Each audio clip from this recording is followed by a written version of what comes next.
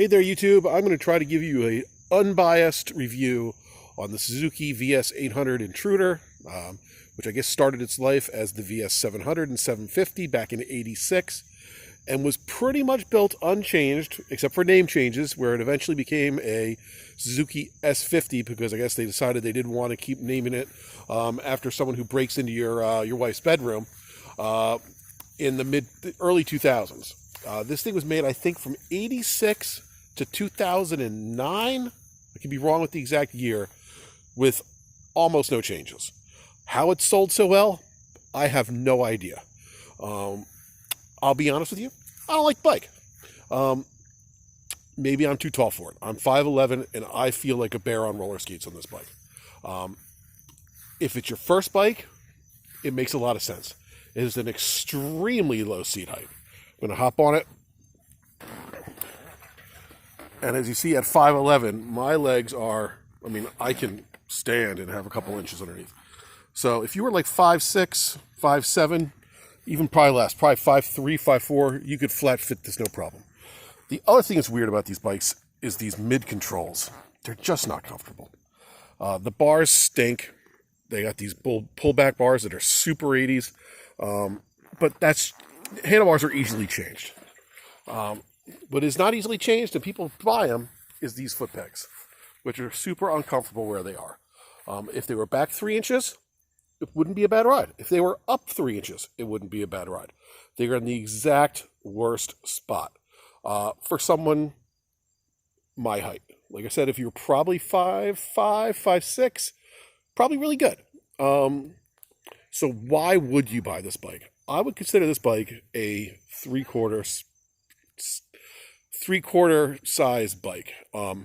Maybe a little bit bigger than a Rebel, but with a motor that will get you where you got to go. The 800cc motor is good. It's got a shaft drive, which is maintenance free. This will get you where you got to go. You can go on a highway. You can drive around town. You're not going to be screaming it, driving 50 miles an hour down a road, or keeping up with your friends who know how to ride on a nice Sunday back road ride. The 800 motor, it's a universal size motor now, 750, 800. It's in the Suzuki Marauder, which is a fun little bike. It's in the Velocia 800, which was a really good bike and good size for an 800. And that and the Shadow 750s and the Vulcan 800s, all a good size motor. This bike just has a much smaller frame than all those. So why would you buy this bike? Beginner bike? Yeah, very easy to handle, very lightweight. You can, if it starts to tip over on it, because it's so light, you can put your feet down and get yourself up real easy. The other reason, God, are they cheap?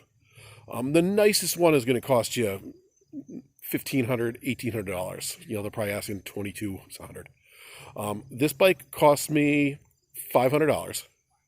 Now it needed work. I had to put a battery in it, which was a pain in the ass where the battery is in this thing. It's kept underneath the bike. I actually had to take out the rear tire to do it.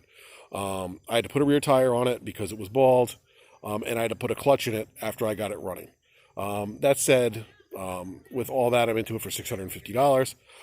And really, you're not going to get into motorcycling that cheap, although you have to do some work yourself. The clutch took me an hour and 15 minutes. Changing the tire took me another hour. Battery it probably took me 2 hours. It was a real pain. They put the wrong battery in it. It was very hard to get out. But they run forever.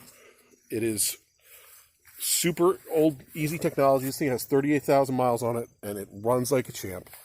But if you're looking to get this as a bike, if you're tall, beware. Okay, you're not going to be comfortable. If you're shorter, go for it. If you get a super cheap deal, go for it. You can always sell them. It is just a universal bike that was made somehow for 25 years. What, longer than that? Yeah, 25 years with no changes. And parts are ungodly cheap because they made them so long you can get any part you want for nothing, for peanuts. And that's really about all I have to say. It is just, it's the seating position is the worst part of this bike. Not the motor. The motor's fine. this is how my legs are when I'm on it. Okay, it is just weird. If they were back here, kind of sporty, more comfortable. If they were up here, great. Where they are is awful. They sell forward control kits, but you're going to pay $600 for a forward control kit. It is certainly not worth that. Buy yourself a bigger bike. But, you know, if you want something to get around for your first season, and you can get it cheap enough, you want reliability, you got that here.